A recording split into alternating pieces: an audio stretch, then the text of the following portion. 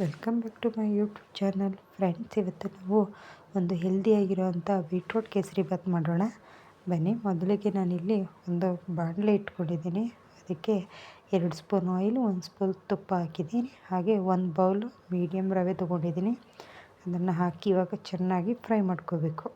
ಇದನ್ನು ಚೆನ್ನಾಗಿ ರವೆ ಹಸಿ ವಾಸನೆ ಹೋಗೋ ತನಕ ಚೆನ್ನಾಗಿ ಇದು ಕಲರ್ ಚೇಂಜ್ ಆಗುತ್ತೆ ಅಲ್ಲಿ ತನಕ ಹುರ್ಕೋಬೇಕು. ಚೆನ್ನಾಗಿ ಹುರ್ಕೊಂಡ್ರೆ ಸ್ವೀಟು ಚೆನ್ನಾಗಿ ಬರುತ್ತೆ. ಇದನ್ನು ಹುರಿದ ನಂತರ ನಾವು ಪಕ್ಕದಲ್ಲಿ ಎತ್ತಿಟ್ಕೋಬೇಕು. ಇದನ್ನು ಎತ್ತಿಟ್ಕೊಂಡ್ಮೇಲೆ ಅದೇ ಬಾಣಲಿಗೆ ನಾನು ಇಲ್ಲಿ 4 ಸ್ಪೂನು ತುಪ್ಪ ಹಾಕ್ಕೊಳ್ತೀನಿ. ಈ ತುಪ್ಪನ ಹಾಕ್ಕೊಂಡು ನಾವು ಇವಾಗ ಸ್ವಲ್ಪ ಬಿಸಿ ಮಾಡ್ಕೋಬೇಕು. ಇದು ಬಿಸಿಯಾದ ನಂತರ ನಾನಿಲ್ಲಿ ಬೀಟ್ರೂಟ್ನ ಸಣ್ಣಕ್ಕೆ ತುರಿದಿಟ್ಕೊಂಡಿದ್ದೀನಿ.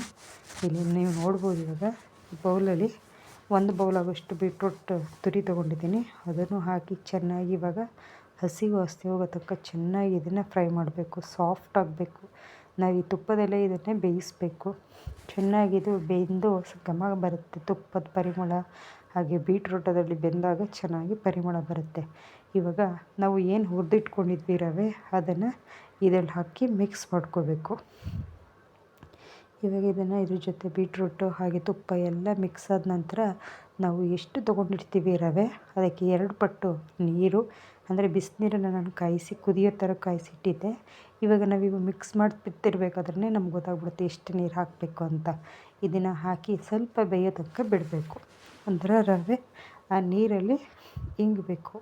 ಬೆಂದು ಬೀಟ್ರೂಟ್ ಎಲ್ಲ ಈ ಥರ ಗಟ್ಟಿಯಾಗುತ್ತೆ. ಈ ಗಟ್ಟಿಯಾದ ನಂತರ ನಾವೇನು ಮಾಡಿರ್ತೀವಿ, ರವೆ ತೊಗೊಂಡಿರ್ತೀವಲ್ಲ, ಅದೇ ಬೌಲಲ್ಲಿ 1 ಬೌಲ್ ಸಕ್ಕರೆ ತೊಗೋಬೇಕು. ಈ ಸಕ್ಕರೆ ತೊಗೊಂಡಾದ್ಮೇಲೆ ಅದು ಇದರೊಳಗಡೆ ಮಿಕ್ಸ್ ಮಾಡಿದ್ಮೇಲೆ ರವೆ ಮತ್ತು ಬೀಟ್ರೂಟ್ ಇದಕ್ಕೆಲ್ಲ ಹಾಕಿ ಮಿಕ್ಸ್ ಮಾಡಿದಾಗ ಸ್ವಲ್ಪ ತೆಳುವಾಗುತ್ತೆ. ಅಲ್ಲಿ ತನಕ ನೋಡಿ ಈ ಥರ ಹೀಗೆ ತೆಳುವಾಗಿ ಬರುತ್ತೆ. ಇವಾಗ ನಾನು ಈಗ ದ್ರಾಕ್ಷಿ ಗೋಡಂಬಿ ಏನೂ ಹಾಕ್ತಾಯಿಲ್ಲ, ಬರೀ ನಾನಿಲ್ಲಿ ಬಾದಾಮಿ ಹಾಕ್ತಾಯಿದ್ದೀನಿ. ಇದನ್ನು ತುಪ್ಪದಲ್ಲಿ ಫ್ರೈ ಮಾಡಿಲ್ಲ, ಹಾಗೆ ಹಸಿದಾಗಿ ಗೆಚ್ಕೊಂಡಿದ್ದೆ, ಅದನ್ನು ಹಾಕ್ತಾಯಿದ್ದೀನಿ. ಪುಡಿ ಮಾಡಿ ಇದರಲ್ಲಿ ಹಾಕ್ತಾಯಿದ್ದೀನಿ.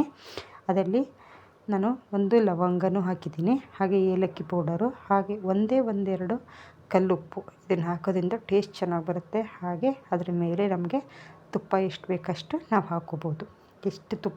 ಎಷ್ಟು ತಿಂದರೂ ಏನೂ ಆಗೋಲ್ಲ.